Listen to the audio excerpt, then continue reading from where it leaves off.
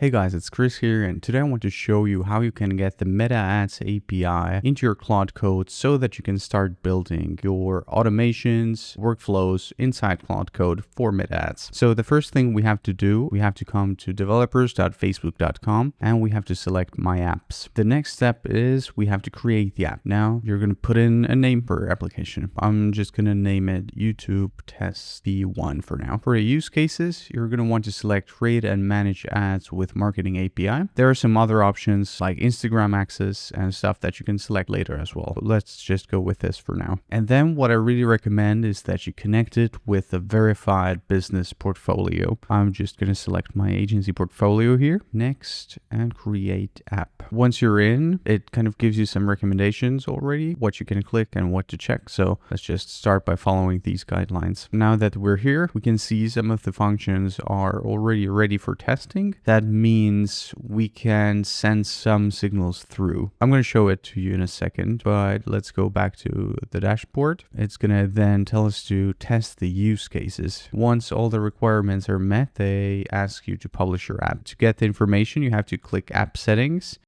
Basically, you're going to want to have your privacy policy URL here. And I recommend that you use something legitimate. You can fill out terms of service, app icon as well. The more legit it is, the better. You're using Meta's developer platform. Even if you're using it for your own or for your agency, you want to send as many trust signals. And that's why we use the verified business manager as well. Going back to testing use cases, let's click here for a moment. It will show us testing in progress. Basically, it's going to want us to fire each of these APIs at least once. So we're going to open up Graph API Explorer. And what you're going to want to do here is add some permissions and then generate the API token. We're going to use ads read, ads management, pages read, business management. These are kind of the basic ones. You can expand them later on as well, depending on your use cases. And then we're going to generate access token, and it's going to connect this app with your personal account. This is your access token. Now we're just going to copy it and you're going to open up your Meta Ads workspace. If it's your first time, you might not have all of the scripts and actions ready. This is a package, by the way, that I give away in my community as well, which has all of the scripts and directives pre-made. So you can just come in here and plug in your API and start working on Meta Ads directly. But if you want to develop your own, something that you would do is you'd